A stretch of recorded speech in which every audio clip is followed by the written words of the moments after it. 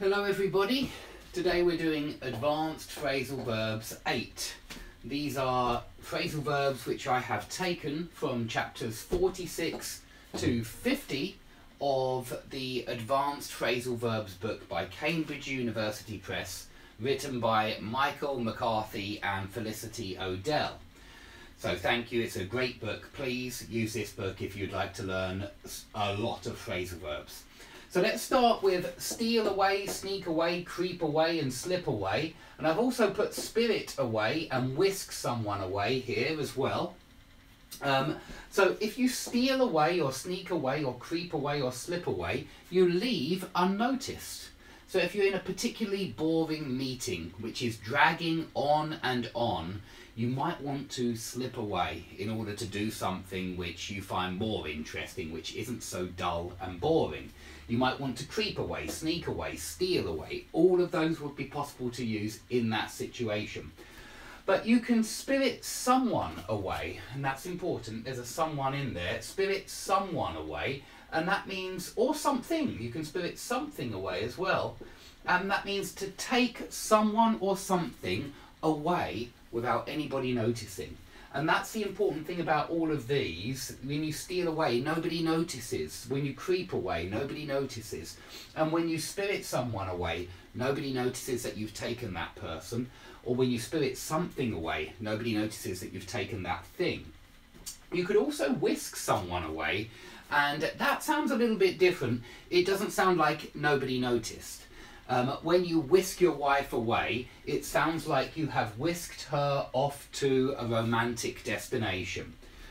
So whisk someone away, it's usually romantic, and it's done quickly and suddenly. It doesn't have to be romantic. In fact, the point is that it's quick and it's sudden. When something or someone whisks you away, that means that it was very quick, very unexpected, very sudden.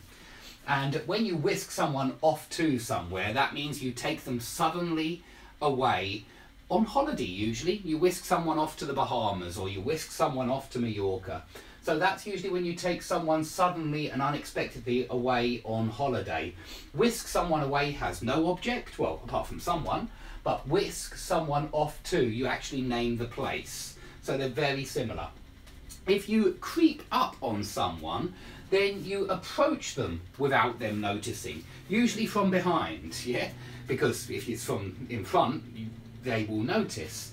So you might creep up on someone in order to scare them or to frighten them, and you might sneak up on someone when you don't want them to see you. There could be lots of reasons for doing so, but usually it's some kind of joke or something like that. Okay, if you walk in on someone or barge in on someone or burst in on someone doing something, they're doing something clandestine, and you have suddenly, unexpectedly walked in on them or barged in on them. Please remember all the other in-on verbs, phrasal verbs, which are very often related to clandestine activities, like be in on a secret plan, listen in on somebody's conversation, muscle in on someone's business. It's nearly always clandestine when you in on someone, and I think we've got some more somewhere which will come up a bit later which also use that in on form.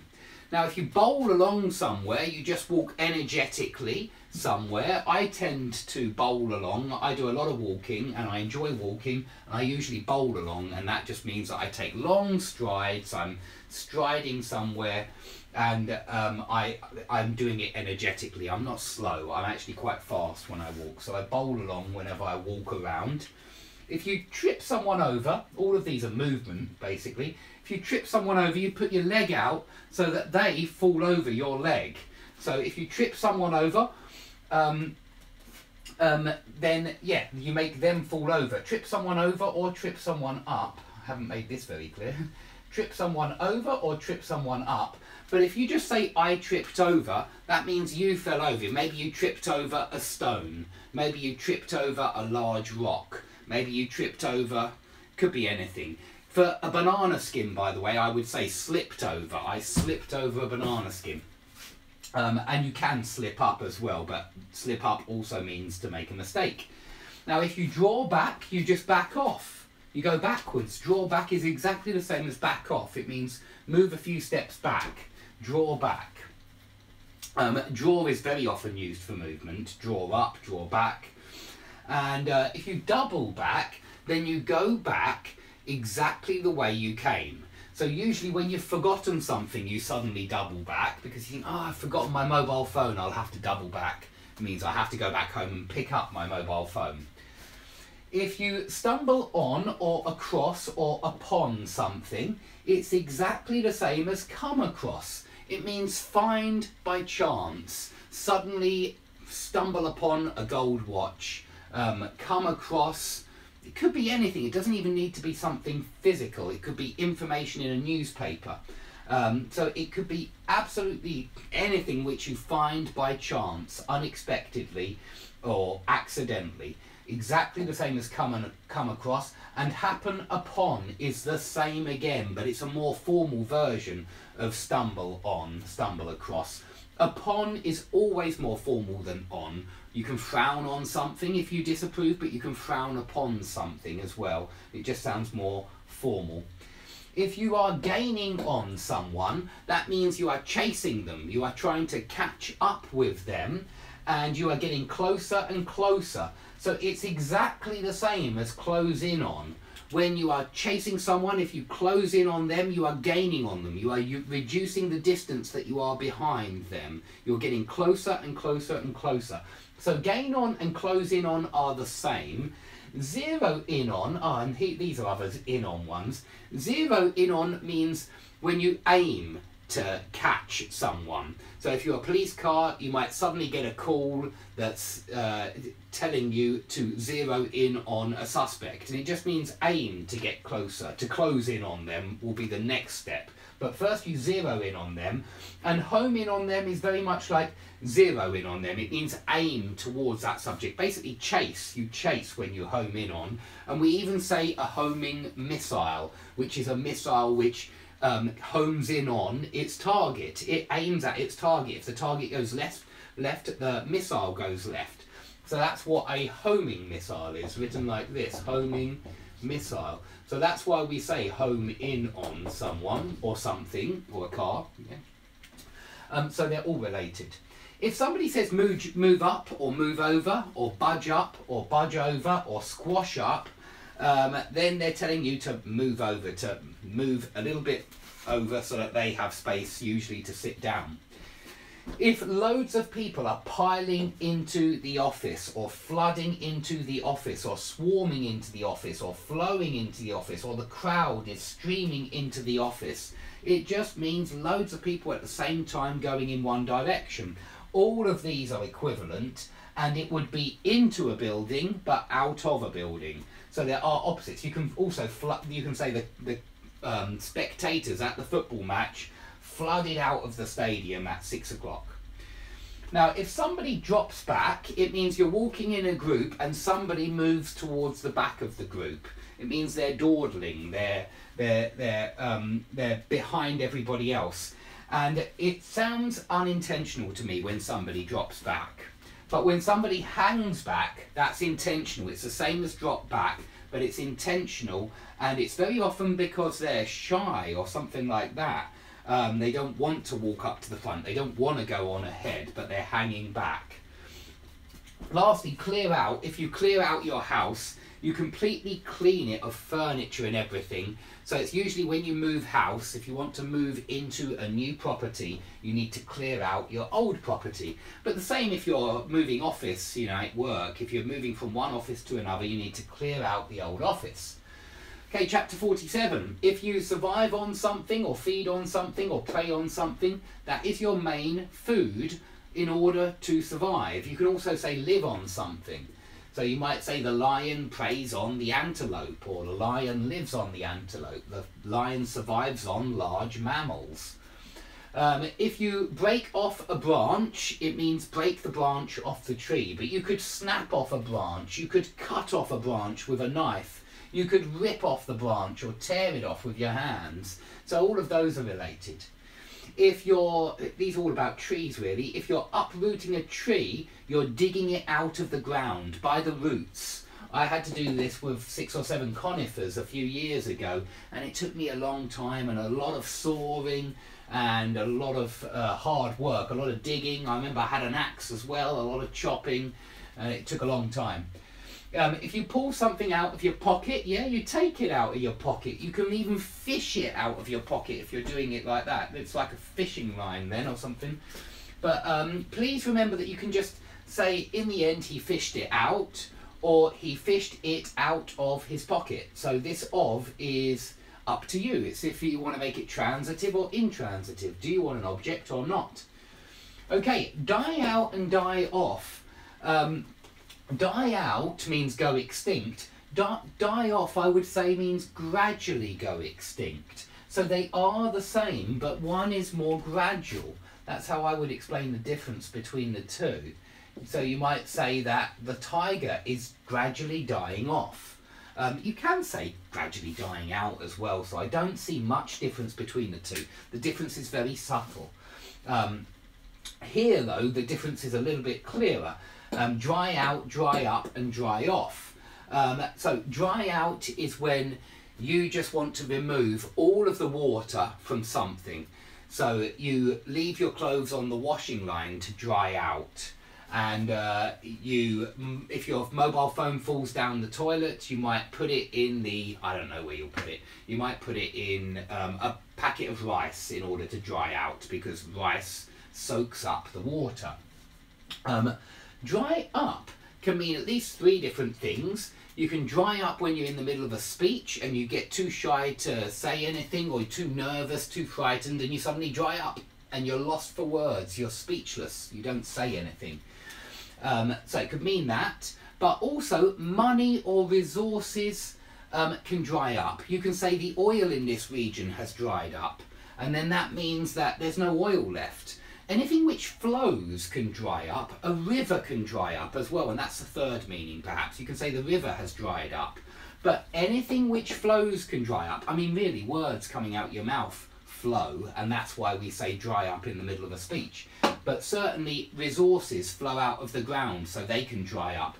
Even funding can dry up for a project. You can say, we've got no investors left, we can't find any more, we've run out of money, and our funding has dried up.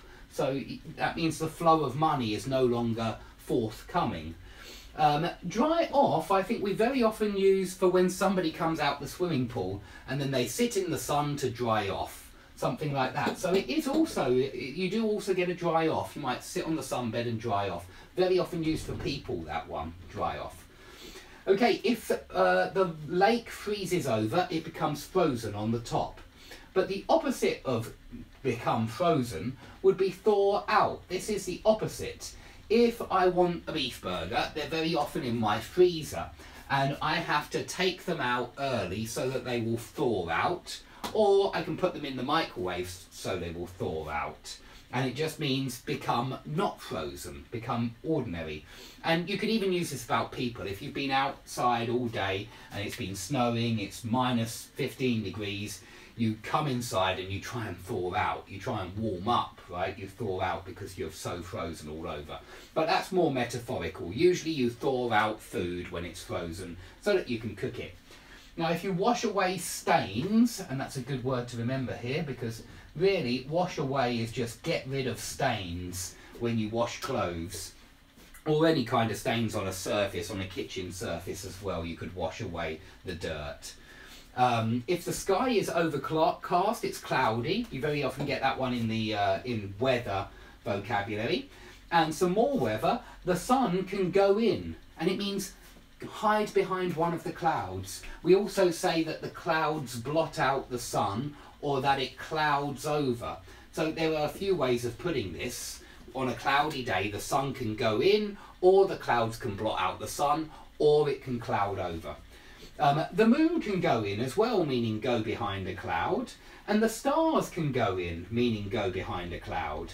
But they can also come out, meaning come out from behind the clouds. And so the sun can come out and it all gets nice and warm and hot and sunny. Flowers also come out in spring. They don't go in, but they do come out in spring. The tide, we have very strong tide in this area, and the tide goes out and comes in twice a day. We have high tide twice a day and low tide twice a day. This is when the sea, it's the Thames estuary here, it goes out a number of kilometres, at least 5 or 6 kilometres, and then it comes back in again. And so it's a massive effect, and we need these two phrasal verbs. The tide goes out and it comes in. Now, we've done these before. Eat, chip and wear away at mean erode. So you can say that my kids are eating away at my finances or my savings, or you can say the river has been eating away at the riverbed. There's all sorts of ways you can use these, but it means erode. And you can also use eat into, chip into, or wear into, meaning erode into. So you can certainly say the river has been eating into the riverbed. Okay, some interesting ones here. Flush out. If something is hiding in a hole, for example, like a rabbit, and you're a hunter, you need to flush that rabbit out. You need to get him out of his hiding place. The police can do this with a fugitive as well. If a fugitive is hiding, if the fugitive is holed up, which we're going to do in a second, in a hiding place, you need to flush that fugitive out. Maybe you use bombs, grenades, maybe you try and negotiate, who knows how, but you need to flush the criminal out. And criminals, fugitives, will try and hole up somewhere. And if you hole up somewhere, you get in a hiding place, like a building or a basement. Could be anywhere really, it could be a place in the forest, but it's got to be a place which you can barricade yourself in. Because when you hole up, you defend yourself as well. You get safe in your particular base or area, and you make sure that if anyone comes to attack you, they will not be able to flush you out. So I've heard this on a number of TV shows recently. It might sound like a very rare phrasal verb, but it's not. It comes up in loads of criminal shows and TV shows, dramas. And so yeah, if somebody holds themselves up, they get themselves in the hiding place and they barricade themselves in. They hide away and barricade in. Now, the sun and the rain can both beat down on you. That might be quite surprising for many of you, but the sun and the rain can both beat down on you. And if they're beating down on you, then the sun is either very hot and it's making you really hot, or there's a load of rain, it's really heavy rain, there's a downpour. And you can say, this is a bit rude, piss it down, because piss is a rude word really. I know it's not in other languages, possibly, but in English, piss is a rude word, so I wouldn't use this in any kind of formal situation. But it's not the rudest of words, so I included it in this lesson anyway. But you can say it's pissing it down, it's chucking it down, it's pelting down. And pelt down would be without the it, and that's pretty important to remember. You can just say it's pelting down, it's pouring down as well. So pouring down is also possible, pour down.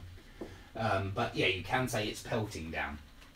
Okay, if something freezes up or freezes over, it becomes frozen.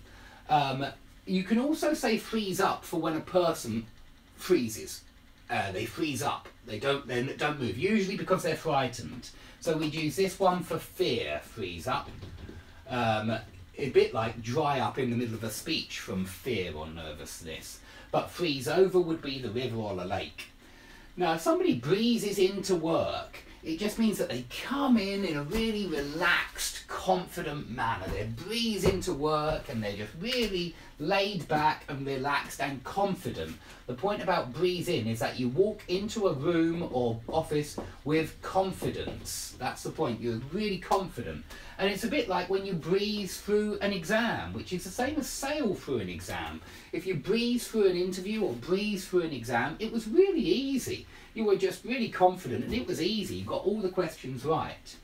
Okay, we've said that clouds can blot out the sun. It can cloud over, the sun can go in. But in other weather, when it's very cold, in your car, the windows might fog up. They might mist up, they might steam up. And that's when you can write your name in the window if you're like doing that kind of thing. And I think all little kids do. And so car windows, but I mean not just cars, office windows as well can fog up, can steam up. The shower, when you've got the shower on, the windows all mist up, of course. If you freeze someone out of a deal, then that means that you've got some kind of negotiation or deal going on, but you don't want one person to be included, and you freeze that person out. So it means exclude someone from business, exclude someone from some kind of deal that you have. That's when you freeze someone out. So perhaps you're not happy with that person, or you don't trust that person, so you freeze them out of the deal. Now, if somebody storms out of a meeting or storms into a meeting, it means they walk out or in a really bad mood. And by the way, we might say their face has clouded over, because a face can cloud over as well when you're in a bad mood, and their face clouded over and they stormed out the meeting. Okay? Now, people can well up. When people well up, or people's eyes well up, or when their eyes mist over, this actually means that your eyes fill with water, because they fill with tears, not water, but they fill with tears because you're about to cry. So it's when you're feeling very upset or emotional that your eyes well up or mist over, or maybe you're watching a really touching film and your eyes start to well up. Okay, if you freeze up, we've already done this one, you just stop moving because of fear. If your face clouds over, we've done that one, you suddenly look like you're in a really bad mood. It's just suddenly a dark cloud passes over your face. If the sun breaks through the clouds, then it comes out. So we've done something very similar there too. And clouds or fog or mist can also roll in the same way that people can roll up to a party, like turn up or show up to a party. But roll up I'd normally use if they drew up in a car. Okay, let's save these ones for 49. If a place is bursting with tourists, or crawling with tourists as well, I got this just from the TV show I was just watching. It's not actually in the book, but it came up in the TV show, and I thought that's great. That's just like bursting with. So if the city centre is crawling with tourists, it means it's bursting with tourists. There's loads of them. And please remember brimming with enthusiasm, with positive feelings, you know, brimming with excitement, that kind of thing, meaning full of again, full of enthusiasm. If a place is steeped in history or culture or traditions, it's full of those things. But this phrasal verb collocates very well with history, culture and traditions. Now, a place can also be dotted with churches or dotted with cafes, and it just means they've got loads of this particular item. But remember as well the negative one, riddled with holes, riddled with disease. You can use this with any negative thing. So you could certainly say something like the city is riddled with dingy bars and rundown restaurants, because then it's negative. And so you can certainly say the city is riddled with horrible rundown restaurants and derelict buildings, that kind of thing. If you blend in the crowd, that nobody notices that you are different from everybody else. You blend in, you look like everybody else. And if you don't blend in, then you stand out from the crowd. You stick out like a sore thumb. And this was just in the TV show I've just watched as well. Stick out like a sore thumb. The woman was talking to an FBI agent and she said, "You stick out like a sore thumb here," because he was wearing all of his suit and everybody else was in the bar wearing casual clothes. And so he did. He stuck out like a sore thumb. Now, if somebody encroaches on your personal space, that means they overstep the boundary, they overstep the limit of what you consider your personal space, and they're too close to you. But your neighbour could encroach on your garden if they start to try and push some of their garden into your garden. Or maybe the neighbour's tree encroaches on your garden. It comes over the fence and it takes up a lot of space. So encroach on means go over the limits of something, to go past the boundary of something, to go further than you should actually go. Let me just check everything's working. Yep, it all seems to be working okay. Okay, if a building is set back from the other buildings, that means that building is slightly further back than the other buildings. That's all it means, but setback can also mean a delay in progress, a hindrance, an obstacle, especially the noun a setback. So it does mean something else as well. And you might say, what this is really, well, holding back your progress, I'd normally say, but a setback would be an obstacle as well. Okay, you can soak up the atmosphere, you can take in the atmosphere, meaning absorb. So that both these phrasal verbs really mean absorb, but we very often see it collocated with atmosphere. I was soaking up the atmosphere and having fun. But you can even soak up the sunshine, amazingly enough, meaning absorb the sunshine. Yeah, if you're sunbathing, you're soaking up the sunshine.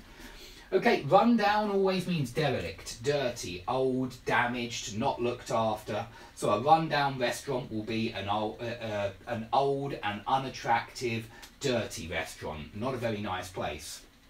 So if it's not a nice place, you really ought to do it up. You ought to decorate it. You ought to jazz up the colour scheme. And remember, even sex up for making something more sexy. It's kind of related to these two verbs.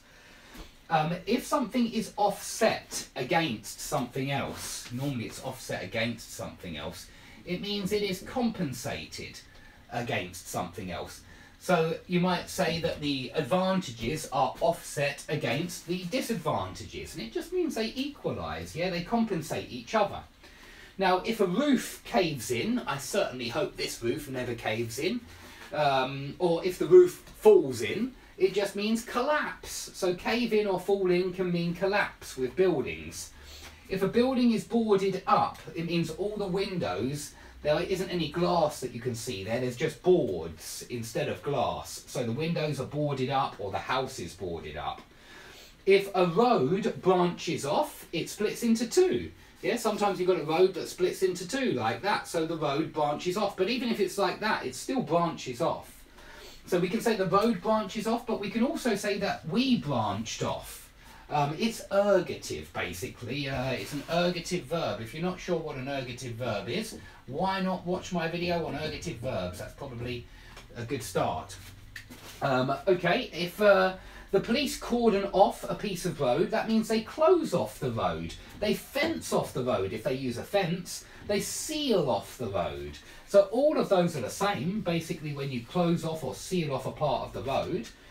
Now, if businesses like cafes are sprouting up everywhere around town, they're going up, they're springing up, it just means they're appearing, these businesses, these cafes, something like that. Now, if you are in the army and you're bombing from your aircraft, you might reduce a town to rubble. You might reduce a village to ashes.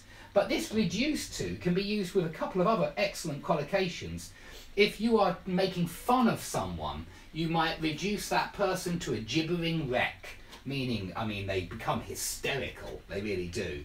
If they're a gibbering wreck, it's very strong. So you're doing more than making fun of them. You're really being nasty to them and winding them up and making them incredibly upset if you reduce them to a gibbering wreck. But you can also reduce someone to tears, meaning really upset them. So there are some good phrasal verbs there for when you upset someone to a really great extent.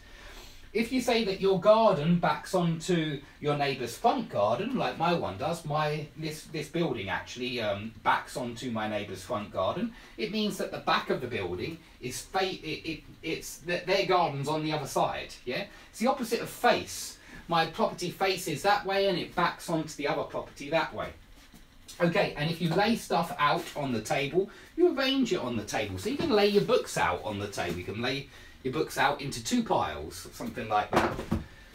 Okay, we're almost there. If somebody cuts in on you, then they butt in. They butt in the conversation. But that's only one meaning of cut in on. Cut in on someone can also mean cut someone up in driving. And that's when somebody suddenly appears right in front of you so that you have to slam your foot on the brakes and they cut you up.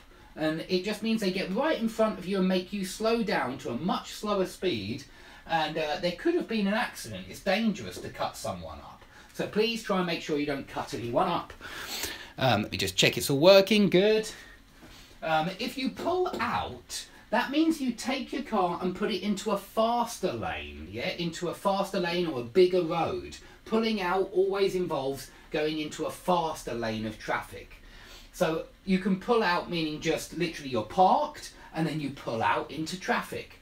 But you can also pull out onto the motorway, and I would say it like that, pull out onto the motorway. Pull out onto the fast lane or something like that. Pull in, guess what? It's the opposite. When you pull in, you might just be parking your car. So you take your car off the road and pull into a parking space. Notice it's pull into a parking space. So the opposite of pull out, go into a slower lane of traffic.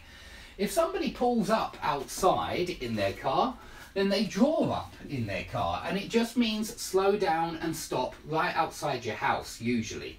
It's outside the building that you are in at the time. Somebody can pull up outside the restaurant, somebody can draw up outside the restaurant, meaning roll up basically in their motor. You know, they pull up, it just means they bring their car to a stop outside. Now, the police can pull you over if they want to check you haven't been drink driving, or they want to ask you about your speed, or you went over the white line. And you can also say they flag you down. They're basically synonyms. The police flagged us down. But flag someone down does sound like they're waving something, like a stick or something like that. Now you can speed up and slow down. I think they're pretty obvious. Go faster, go slower. You can also pick up speed if you're going faster. If you go over something sharp, your tyre might blow out, and that means get a puncture. Yeah, when you have a flat tyre, your tyre blows out. Blew out is past tense. We've said that you can branch off the road, meaning take the turning on the road, you can branch off, as well as the road can branch off and you can branch off the road as well. So it's an ergative verb, like blow up. If somebody blocks you in, you get stuck in a space because of somebody's very inconvenient parking. And so this happens quite often. Someone blocks you in and you can't move your car out. You are blocked in, you are angry, and you wonder where the other person is so that you can get out. If you rev up the engine, and it's usually the engine, rev up the engine, that means you go vroom, vroom, vroom, vroom. If you're revving up on a motorbike, you're doing it like that. But if you're revving up in the car, I suppose you're doing it like that. I'm not sure really, because I'm not a driver, but it's when you make that noise of vroom, vroom. If you knock someone over or run someone over, or sometimes you do see knock someone down, run someone down, but I prefer knock someone over, run someone over, that means you actually hit them in the car, you collide with them. And so it's not very nice, and it sounds pretty serious to me, like somebody has been seriously injured, or maybe they're in excruciating pain. Now, if somebody stows away in your boat or in your boot, in the boot of your car, it means that they're hiding there for some reason. So maybe they want to get over the border illegally. Maybe they're trying to escape from their own country for some kind of reason. They might decide to stow away on a boat or on a train or on a plane. So this is actually a phrasal verb meaning hide on a form of transport in order to get somewhere without the authorities seeing you. Now, a pile-up is when a load of cars collide in one big accident. So if there's a 20-car pile-up on the motorway, you don't want to go on that motorway because the traffic will be tailing back for about 30 kilometres. So you want to avoid any kind of pile-up, and I hope that you will never find yourselves in any kind of pile-up, because obviously they're very dangerous things to be in.